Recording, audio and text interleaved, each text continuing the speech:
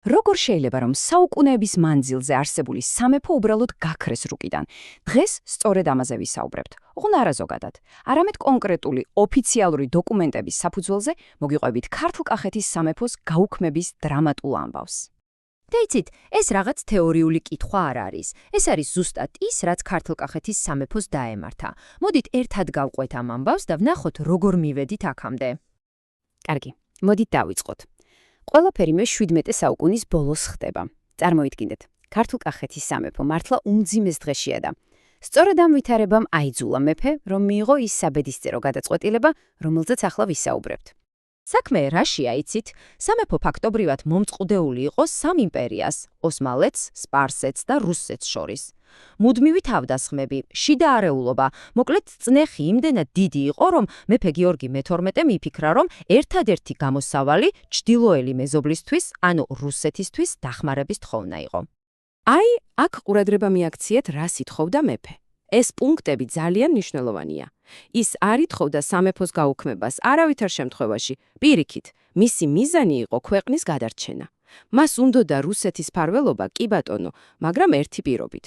შიდა ავტონომია და სამეფო დინასტია ხელშეუხებელი უნდა დარჩენილიყო.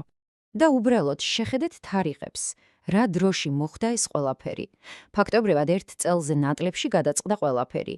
წარმოიდგინეთ, სექტემბერში იგზავნება თხოვნა და ზუსტად ერთ წელიწოდში სამეფო უკვე აღარ არსებობს. ეს სისწრაფე თავისთავად ძალიან ბევრ რამეზე მეტყველებს, ხო მეთანხმებით? კარგი, თხოვნა გაიგზავნა. და რა ხდება მერე? რა პასუხი მოდის პეტერბურგიდან? როგორც ალბათ ხვდებით, პასუხი სულაც არ იყო ის, რისი იმედიც გიორგი მეფეს ჰქონდა. და აი ეს არის გარდამტეხი მომენტი. სანამ ცარი გადაწყვეტილებას მიიღებდა, მას რჩევას აძლევს გენერალი კნორინგი, რომელიც იმ დროს საქართველოში რუსეთის ჯარების სარდალი იყო. და რასეუბნება? პირდაპირ. უმჯობესი იქნება გავაუქმოთ მათი მმართველობა და შემოვიღოთ რუსული.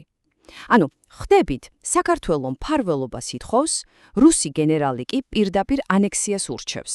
აი აქ წყდება ყველაფერი. სანამ გავაგრძელებთ, მოდით ერთ ტერმინში გავერკვეთ, მანიფესტი. რა არის ეს? ეს არ არის უბრალოდ რაღაც განცხადება ან წერილი.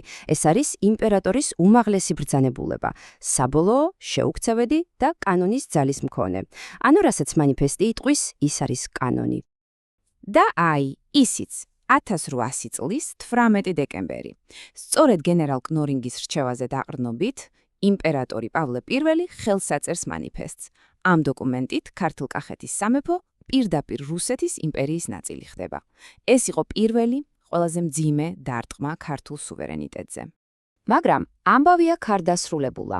არის ერთი მოულოდნელობა. სანამ პავლე I-ის მანიფესტს ბოლომდე მოიყვანნენ სისრულეში, თავად იმპერატორს კლავენ შეთქმულები. და ახლა უკვე ყველაფერი მის მემკვიდრეზე ალექსანდრე I-ზეა დამოკიდებული. გააუქმებს ის მამის გადაწყვეტილებას თუ პირიქით, ბოლომდე მიიყვანს საქმეს. მოდით ახლა უბრალოდ შევადაროთ. მარცხნივ ხედავთ, რას ითხოვდა საქართველოს დინასტიის შენარჩუნება, შიდა მმართველობა, ანუ ავტონომია.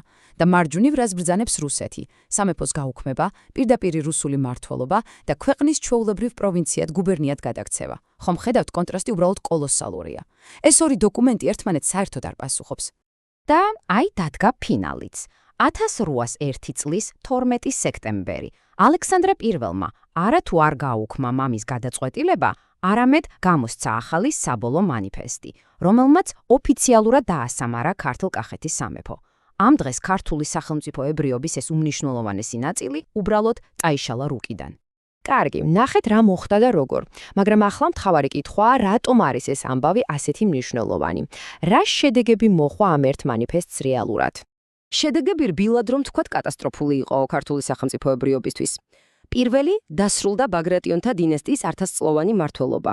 წარმოგიდგენიათ 1000 წელი. მეორე, ქვეყანა გადაიქცა იმპერიის ჩვეულებრივ გუბერნიად, რომელსაც საქართველოს გუბერნია ერქვა. და მესამე დაიწყო პირდაპირ რუსული მმართველობის ძალიან გრძელი და რთული პერიოდი. და ბოლოს, მინდა დავსვათ ერთი კითხვა, რომელზეც პასუხი თქვენთვის მომინდვია. გიორგი 12-ის თხოვნა დაცვაზე ეს იყო სასოწარკვეთილი ნაბიჯი ქვეყნის გადასარჩენად, თუ რუსეთისთვის ეს უბრალოდ იდეალური საბაბი აღმოჩნდა, რომელსაც ის დიდი ხანია ელოდა, რომ თავისი გეგმები განეხორციელებინა და რეგიონის საბოლოოდ დაეპყრო? დაფიქრდით ამაზე.